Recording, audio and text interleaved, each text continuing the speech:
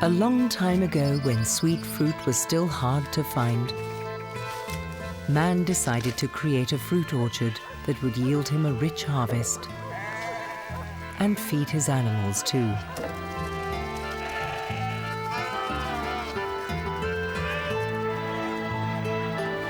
A place filled with life all year round.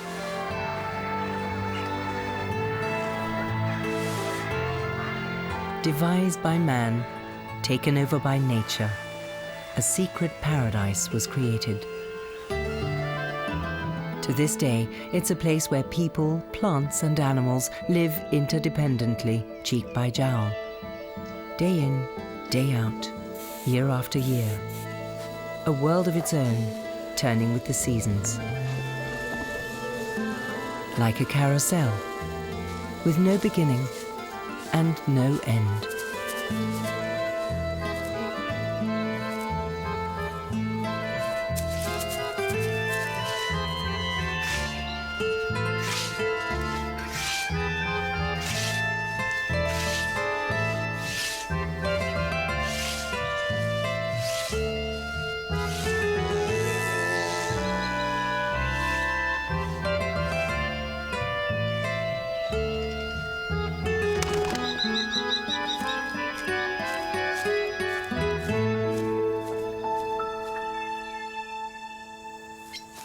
It all began with an apple, even the story of the orchard.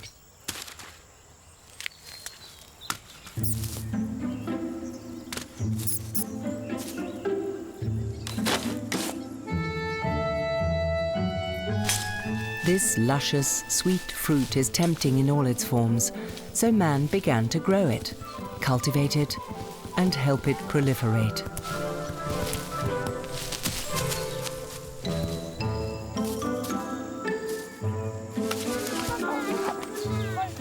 Over time, a rich biotope was created in the heart of Europe for animals, plants, and humans.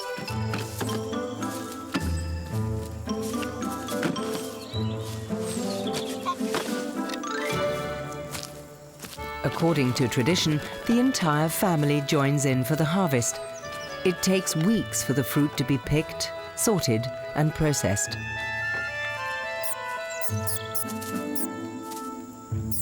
And the orchard's long-term inhabitants dig into what's left over. For field mice, ripe apples are a valuable addition to their usual diet of grasses and seeds.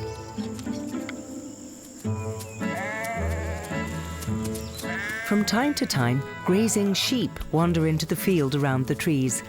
The scent of apples is tempting for them too, but they can only eat fruit that's already been bitten into. Their mouths don't open wide enough to fit in a whole apple.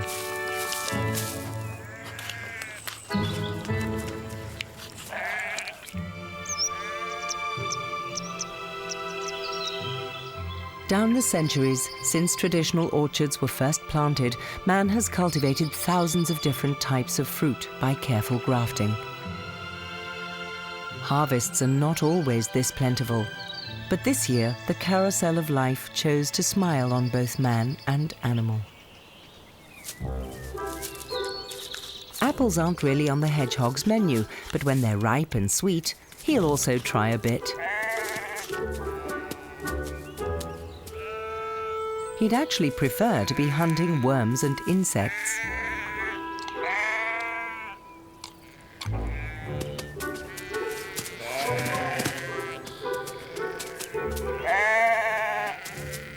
Inquisitive sheep don't disturb him while he's foraging. After all, who's the one with the prickly spines?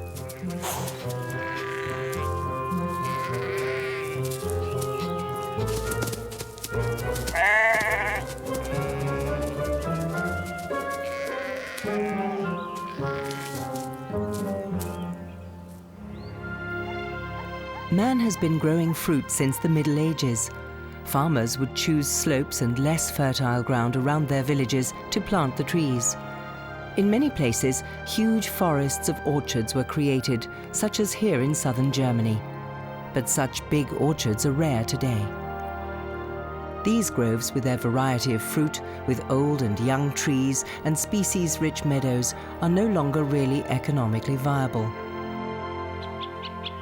Often the fruit is not even harvested, it's simply left on the ground. But that suits the wild animals, as the barren season is just around the corner.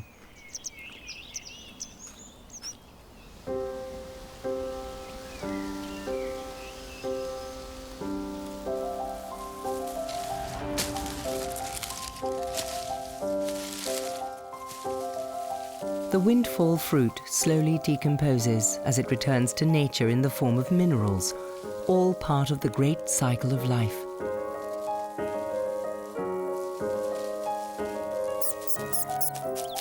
The rotting process releases heat, making the apples glow under thermal imaging. Mice seem to enjoy the fermenting fruit. Their body temperature of 37 degrees centigrade makes them glow more brightly than the decomposing apples.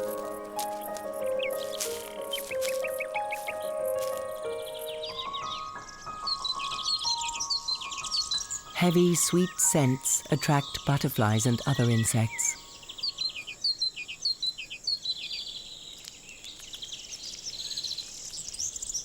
The admiral fortifies himself with the fermented juice.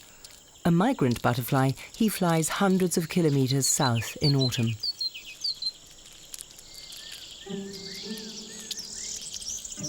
When the admiral sets off, the next round in the dance of the seasons begins in the orchard.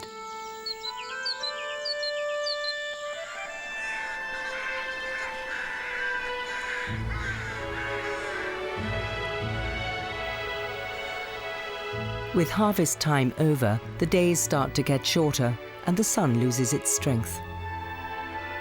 When the morning mists lift, the orchard is revealed in a new guise.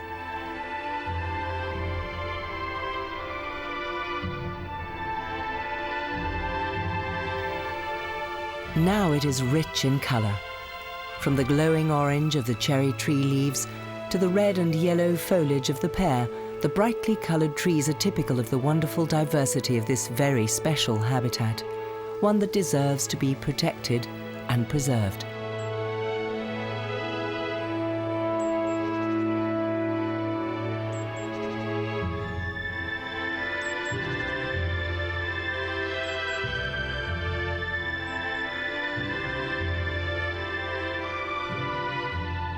After the first hard frost, the leaves lose their hold on the trees. Winter is approaching.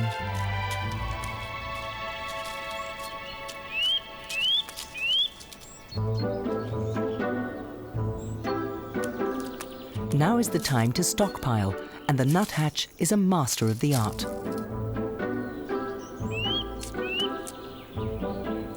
He studs an entire tree with seeds, grains, and small chunks of nuts.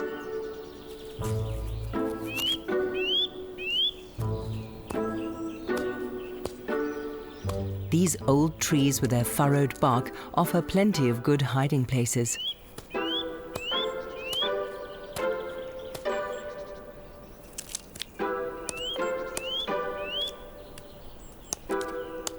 And to make sure that others can't steal his stores, each storage place is carefully sealed.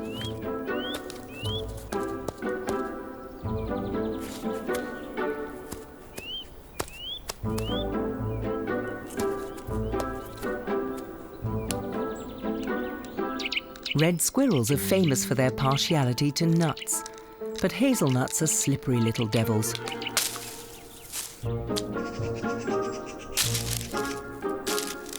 Nothing in the orchard goes to waste.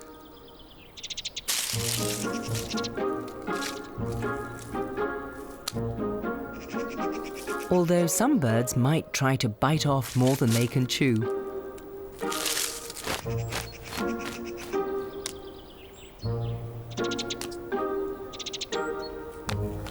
Just a tiny crack would be enough to get it open.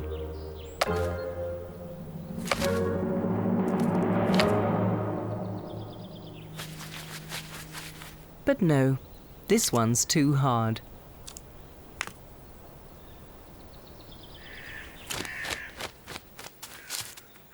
Unlike squirrels and nuthatches, the green woodpecker makes no such provision for winter. Year-round, it feeds almost exclusively off ants. Walnuts are ideal for winter stores, but first the remains of the old shell must be removed. Only clean nuts are stored. They don't rot as quickly and can keep till spring.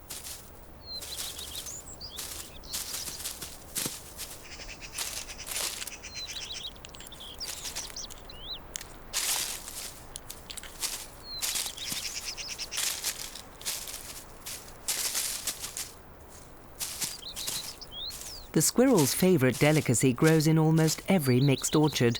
Walnut trees are robust and undemanding. All that effort works up an appetite, and fortification is urgently needed from time to time.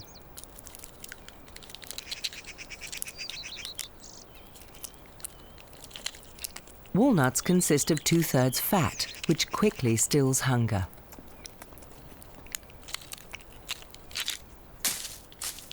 And as usual, the leftovers always find takers.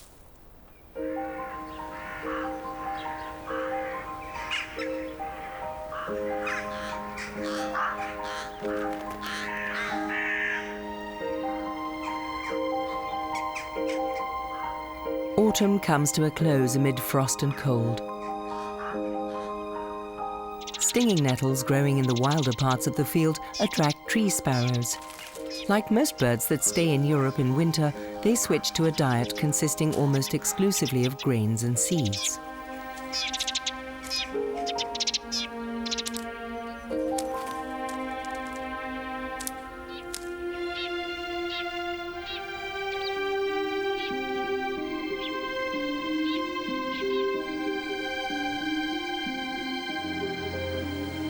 Once the snow falls, it becomes more difficult for many to find food.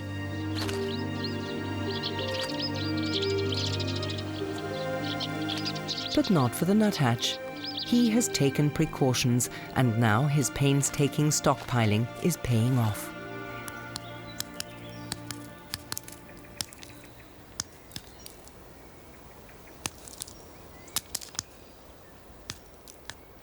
He defends his precious fridge with all his might. After all, this is about nothing less than survival. No one is allowed to get too close to his tree.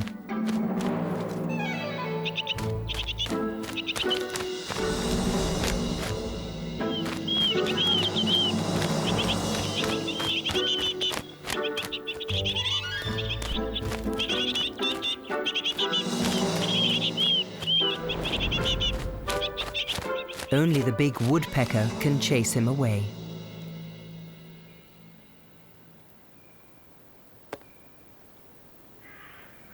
The traditional orchard is a cultivated landscape, ecologically extremely important and home to many wild creatures.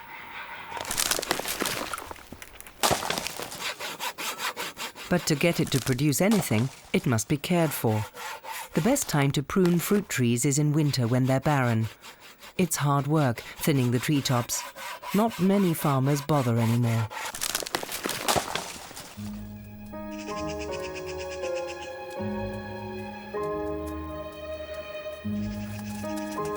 The cut-off branches are especially useful when there's little else to eat.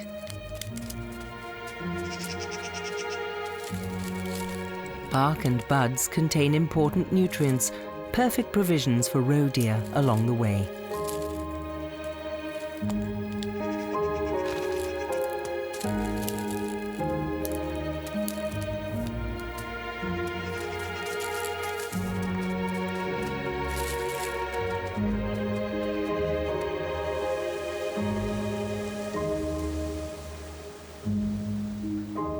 And the orchard has a lot more to offer in winter.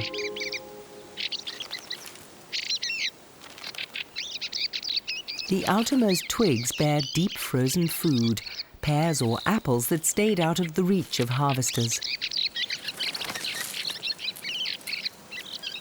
Fieldfares are grateful takers when they arrive from the north to winter here.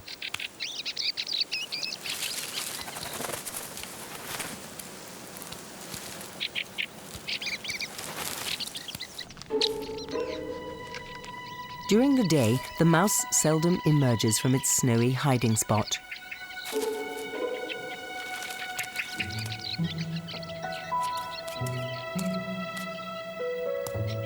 It's cold and dangerous outside.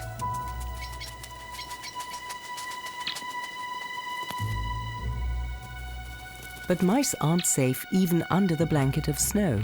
With his finely tuned hearing, the fox can still hear them rustling about.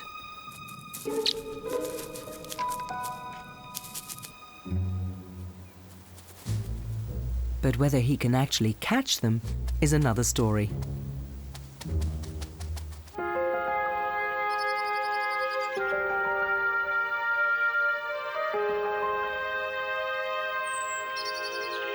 Some years the winter is long, and it can take until March before the sun has enough strength to melt the snow.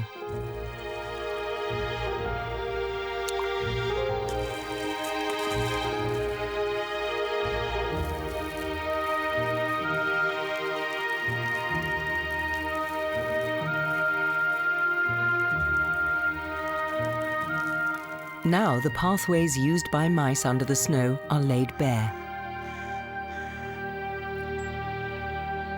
Robbed of cover, mice seek shelter in their extensive underground holes.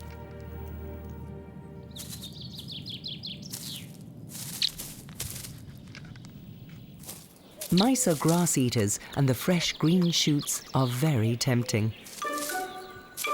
But beware, the ermine is a ruthless enemy. It likes nothing better than mouse for dinner, and its body is so slender it can even fit into mouse tunnels.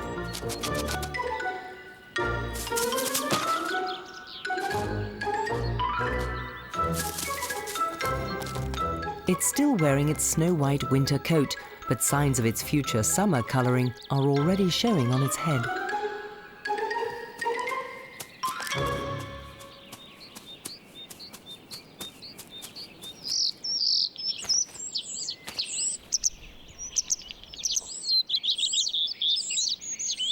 With the first warm sunshine, things start to get loud and lively.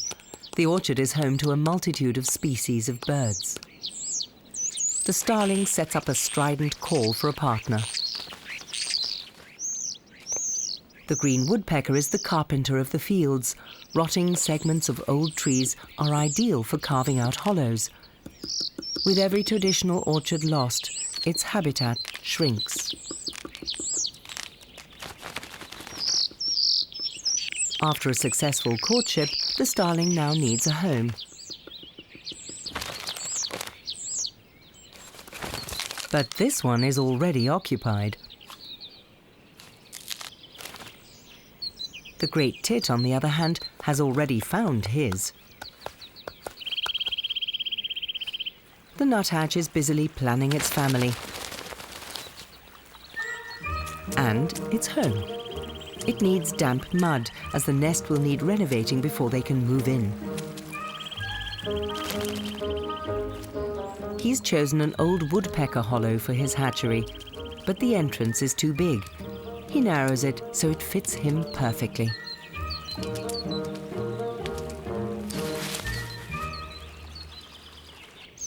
Almost everyone finds a nesting place in the orchard. That's why it's so popular with cave breeders like the blue tit.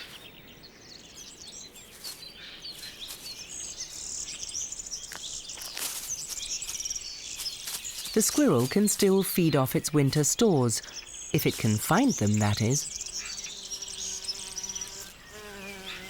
Among the first flowers in the field are the wood anemones. At last, they can provide sustenance for insects.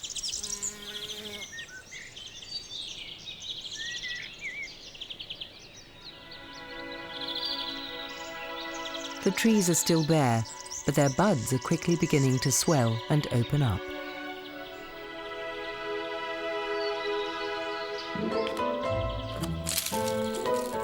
Time for the squirrel to get itself some fresh food. Buds are rich in protein and very nourishing.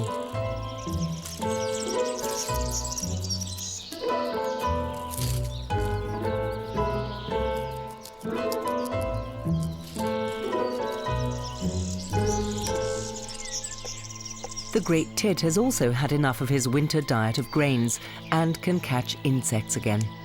Bees have to have their sting removed first, though.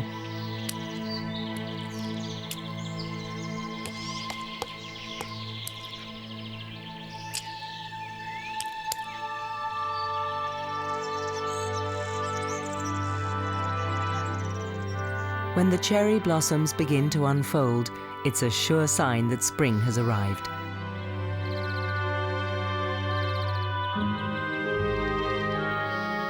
Whether cherry, mirabelle plum, apples or pears, the abundant blossoms promise a rich harvest.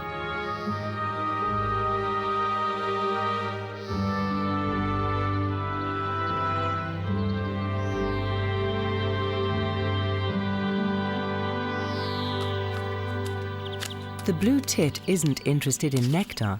It's after the larvae of the winter moth, a pest that develops in the calyxes of unfolding blossoms.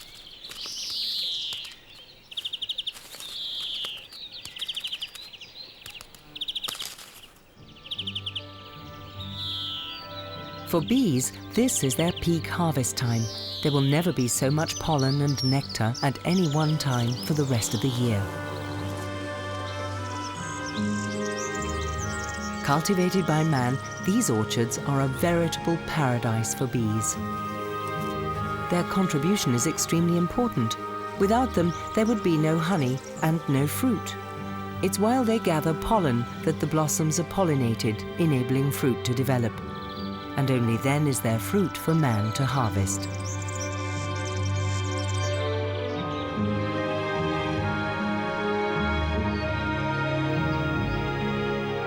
Every year there are masses of blossoms, sometimes early, sometimes late, sometimes all the fruit blossoms at the same time. It all depends on the weather.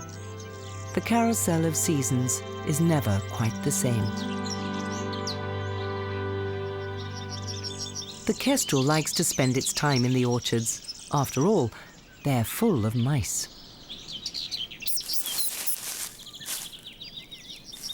And mice are a kestrel's favourite fare.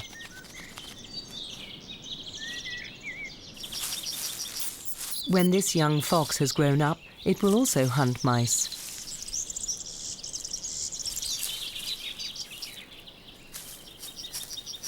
With all those enemies waiting to pounce, a takeaway seems the wisest choice. It's safer to enjoy the meal at home.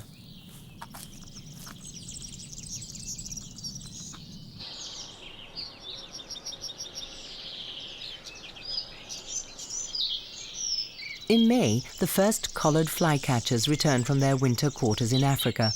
The late arrivals haven't any time to lose. The male loudly advertises his nesting place and, of course, himself.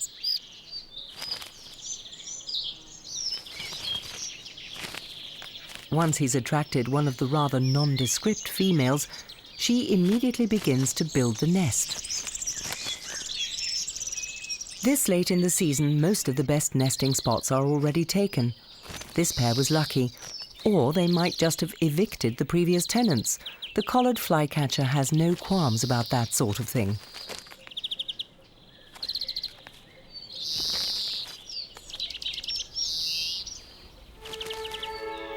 Orchards are the ideal habitat for collared flycatchers, plenty of nesting places and an abundance of nutritious insects.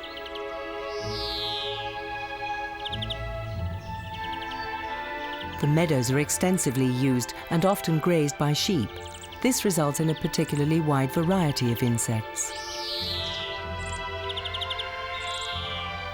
Airspace above the treetops is hotly contested.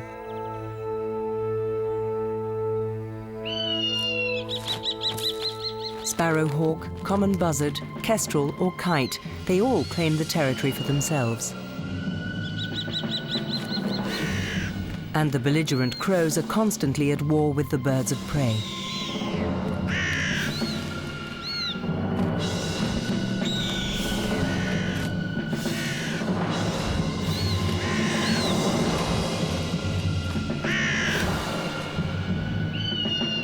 Predators in the air, a deadly threat on the ground.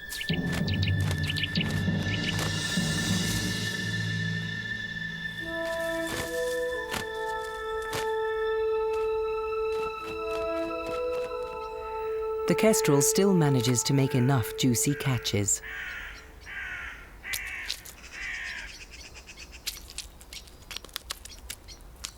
Field mice, water voles and other rodents often breed proliferously in spring, providing the dietary basis for countless birds of prey.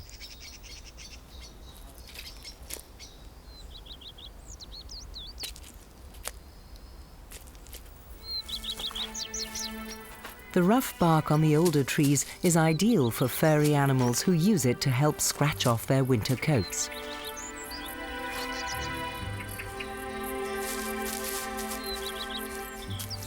Foxes and hares are also frequent visitors. They feel safer here than in the open fields.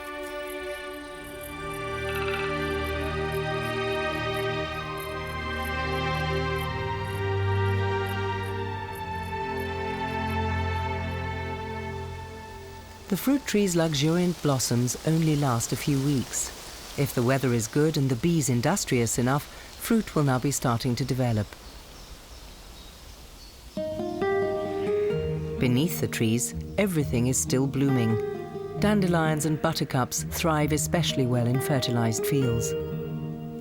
In less fertile areas, there's an even greater diversity of species, but there are few of these so-called rough pastures left. In the middle of the thick forest of grass, ants and aphids coexist in harmonious symbiosis. The aphids feed on the plant juices, which have a high sugar content but little valuable protein. The excess sugar is excreted in liquid form. Ants love this so-called honeydew. And in exchange, they protect their aphid herd from predators. Ladybirds are the embodiment of a nightmare for an aphid colony.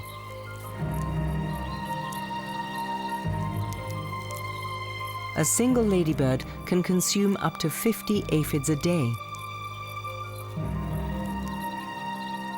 That is, unless it's discovered by the ants first and chased away. The black shiny wood ants also feed almost exclusively off the honeydew of their productive aphids. Old rotting fruit trees provide them with an ideal home. The workers chew holes in the wood and build their nests in them. In early summer, the winged sexual insects swarm out of their hole. Their sole purpose is to ensure the propagation of the species. For the great spotted woodpecker, the teeming ants offer an ideal opportunity to fill its stomach without even trying. Its feet are covered in very thick skin. This protects them from the bites of the antagonized insects.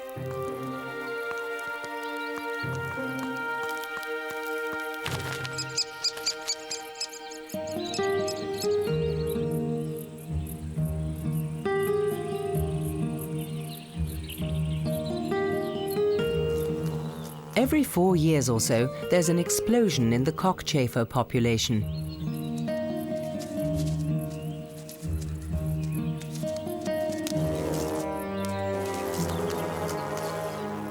For several weeks, the beetles eat the leaves off deciduous trees before the males start looking to pair with a female.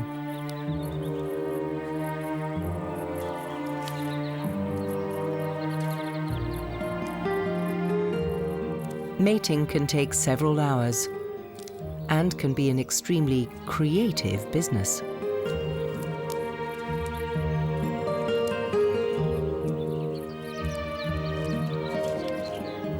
They fly mainly in May and June, which is perfect for birds with a family to feed.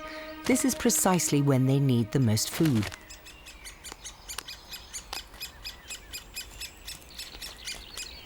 For the young spotted woodpeckers, the fat bugs are just the right size.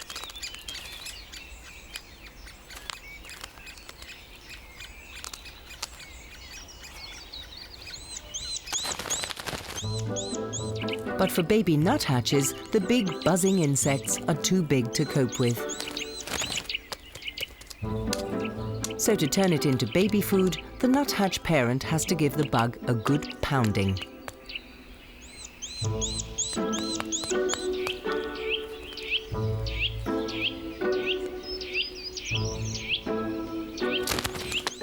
Try again. Nope, it still won't fit. A bit more crushing.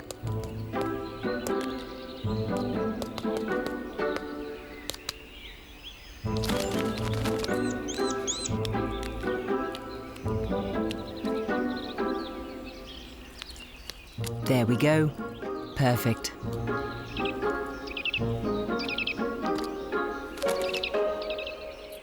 In the meadows below, there are noises of a different kind.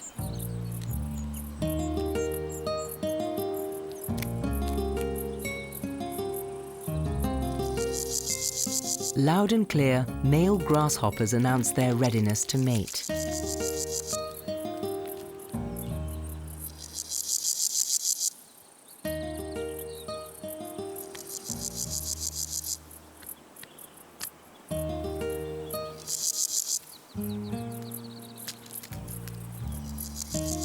The dense grass in the field is home to many different kinds of grasshopper, so it's not all that easy to find the right partner.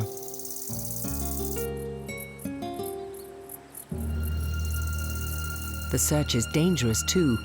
Wasp spiders spin their webs between the blades of grass.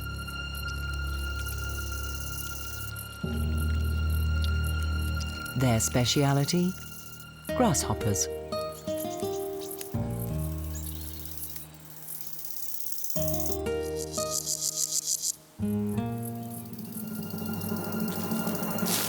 A careless jump can have a fatal ending.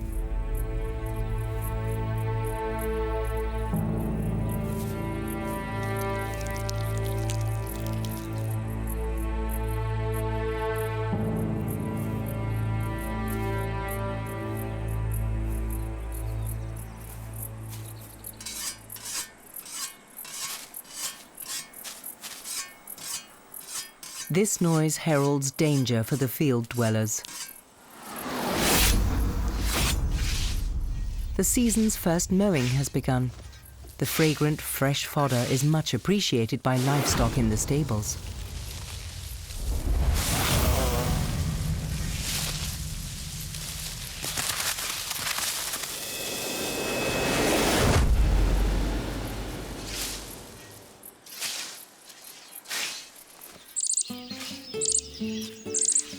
After 20 days in the increasingly cramped breeding hollow, the nuthatch brood are eager to leave their dark confinement.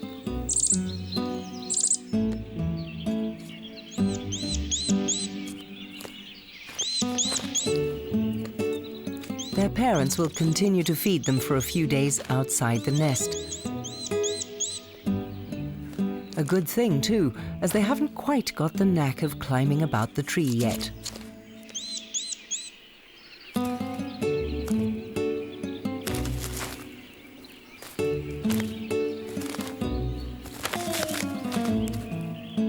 But with a bit of practice, the young nuthatches will soon be able to hunt their own insects and caterpillars.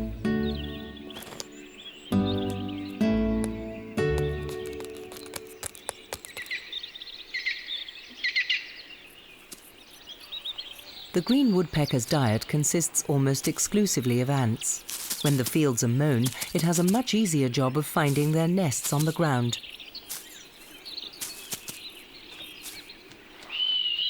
Overhead, the birds of prey are on patrol.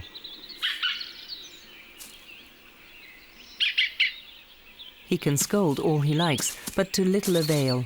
He just has to keep a wary eye out as he works, so that nothing can attack him unnoticed from above.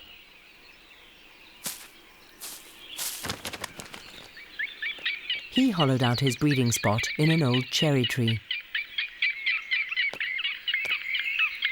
Like all chicks, his young are also insatiable. They need a constant supply of ant mush.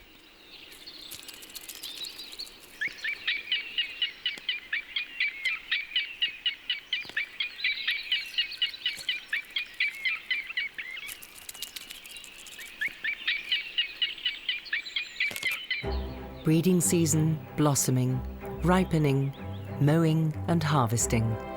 The rhythm of nature is repeated every year. The trees don't always bear such an abundance of fruit. The first to ripen in the mixed traditional orchard are the cherries. They may be sweet and delicious, but harvesting them is no easy task.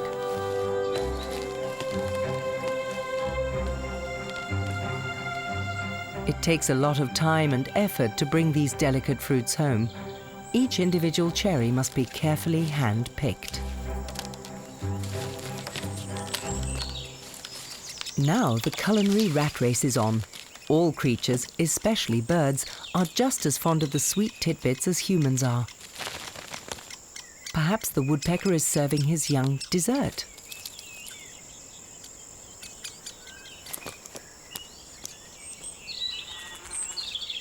Cherries are also great favourites with insects. The cherry fruit fly breeds rapidly in summer and can infest whole areas.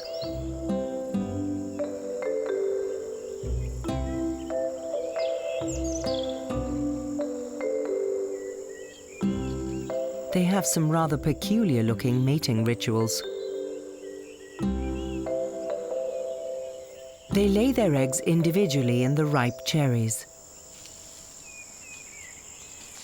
Most years there's more than enough fruit for everyone on the trees. Even on the ground, there's plenty of windfall fruit for ground dwellers like mice.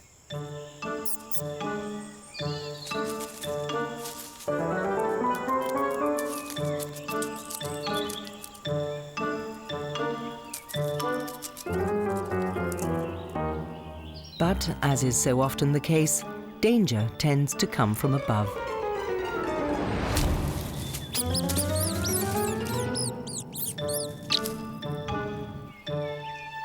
The cherry fruit fly's eggs develop within a few days into larvae. Inside the fruit, they're well protected and can munch away to their heart's content.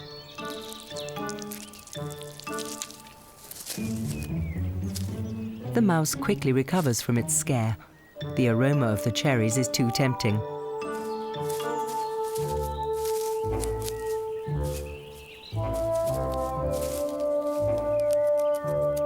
It doesn't mind the maggots inside the fruit. On the contrary, a cherry fruit fly larva would be a welcome addition to its menu.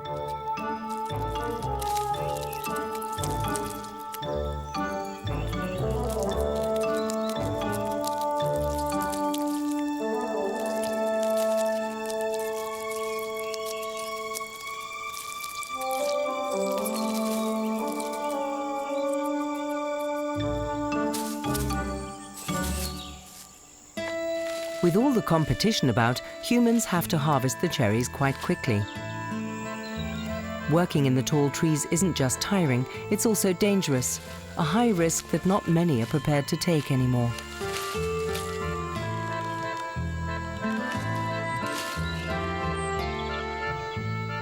Summer inexorably approaches its zenith.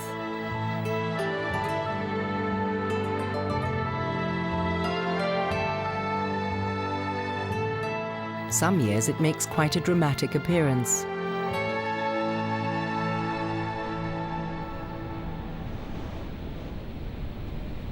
When it's hot and the damp air rises in the afternoons, towering clouds form in the skies.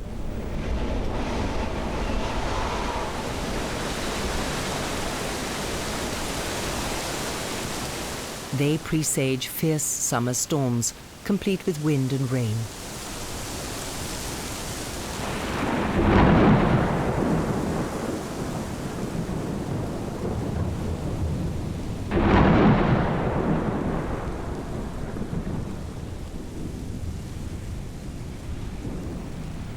Often the storms unleash their massive forces overnight.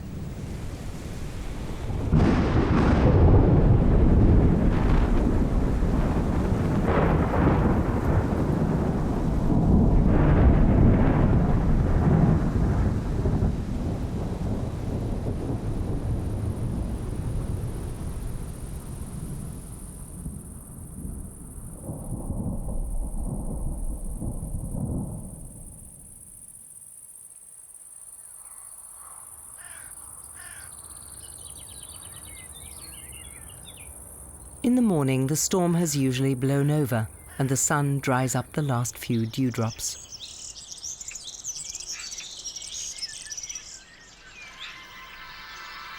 By noon, it's oppressively hot again.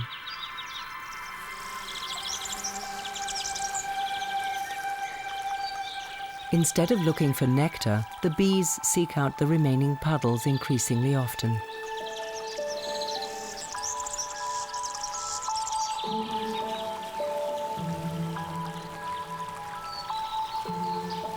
Here they quench their thirst and collect water for the brood.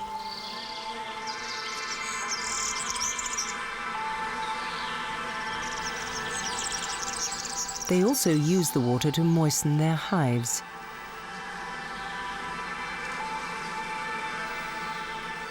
If temperatures inside the hive are too high, the female workers fan their wings to create a cooling breeze.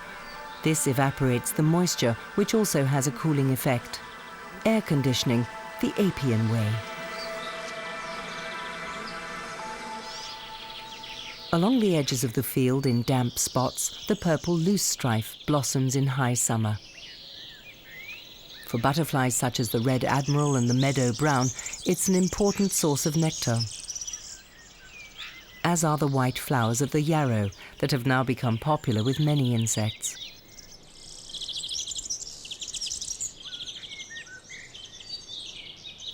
The swallowtail is undoubtedly one of the most beautiful of all butterflies.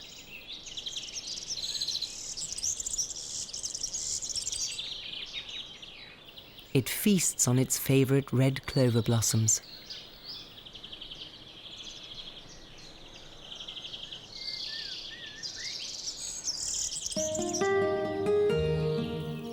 Now all the grasses are in bloom, with many species ripening almost simultaneously.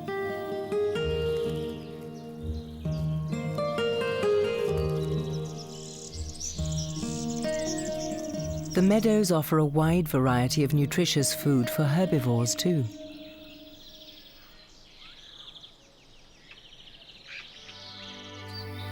The high grass is also a good hiding place for the doe and her fawn.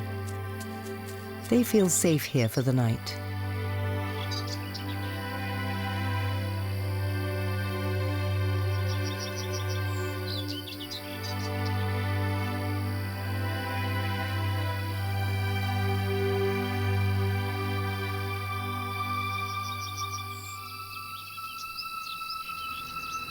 At sunrise, the orchard world changes. The high grass will not be safe for long.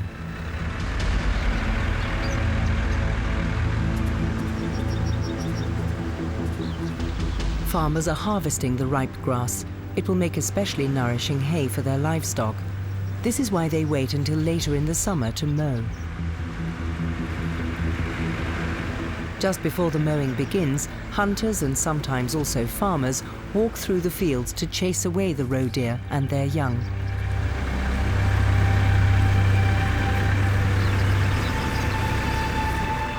But they're not always successful.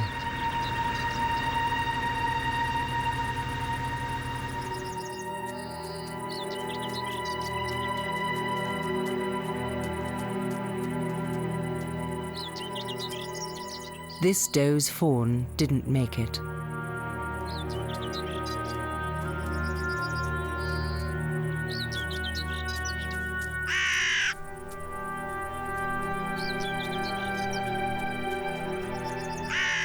The crows are already gathering to eat their fill.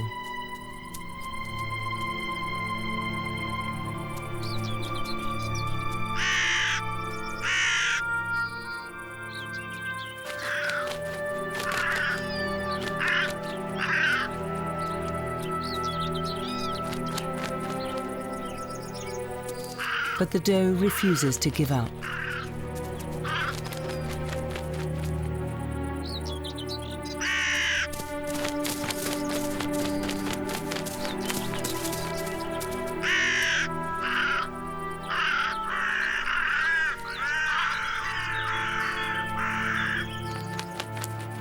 She defends her dead fawn for hours, chasing away anything that dares come near it.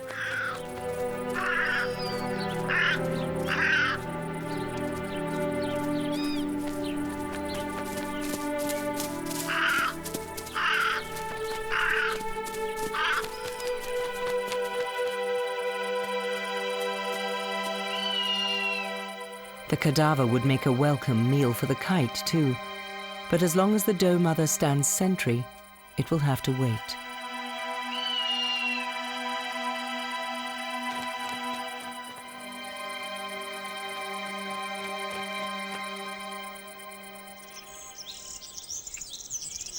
Walnut trees generally grow at the edge of the field, as not much can grow in their shadow. They're very popular with squirrels.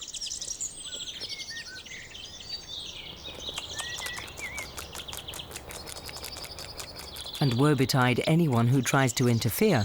They get a good scolding, as only a squirrel can give. Next to squirrels, woodpeckers are the only ones who can open the fruit while it's still green. Tits and other birds reap the benefits. They just carry on drilling the holes made by the woodpecker.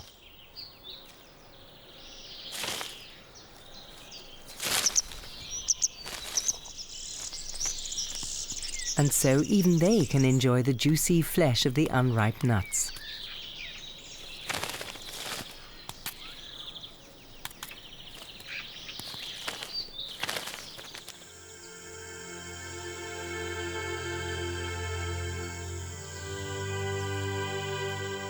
With the grass mowed, the fox has an easier job of hunting for his prey.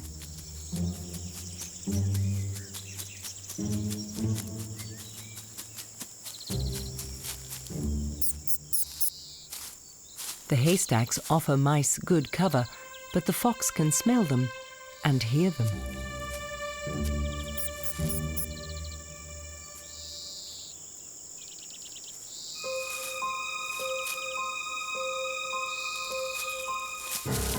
And he can dig, which means that success is just around the corner.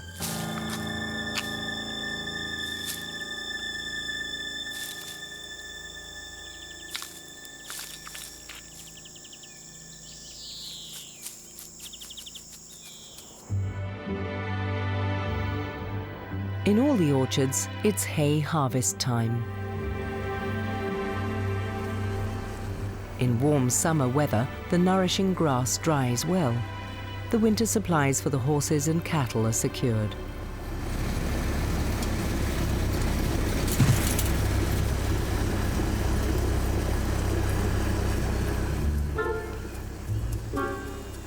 Even though the grass has been cut, sheep have their own ways of finding food.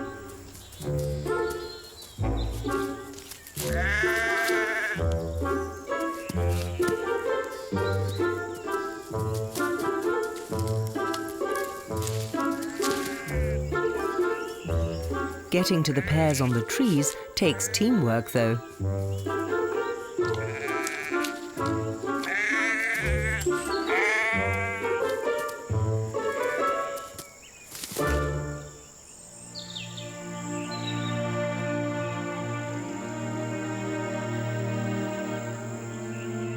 In the late summer, the orchard really comes into its own and shows why it was planted in the first place. Plums, Mirabelle plums, and pears ripen in concert. Bees find hardly any blossom nectar now. They must meet their energy needs with ripe fruit.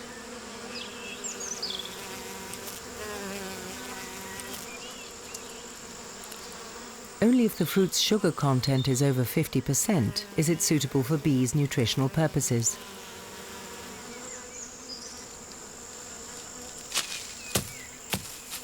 The Williams Christ pear is much in demand as it's very sweet and aromatic.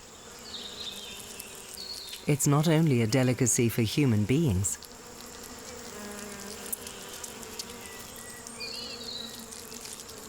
The windfall fruit, so beloved of the bees, enriches the diet of all the orchard dwellers every year, because there's always some fruit left over on the bigger trees after the harvest.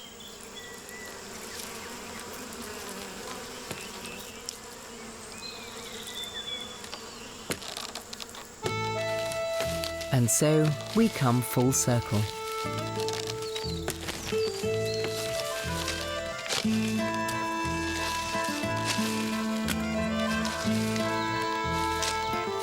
A long time ago, when sweet fruit was still hard to find, man decided to create a fruit orchard that would yield him a rich harvest.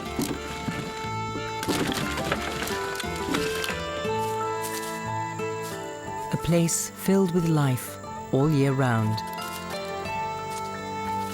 Devised by man, taken over by nature.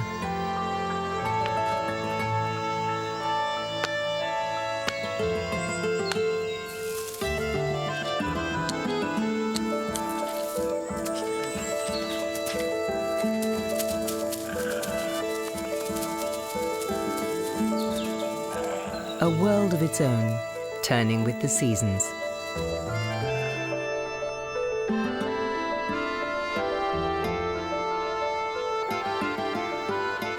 And the carousel of life keeps on turning.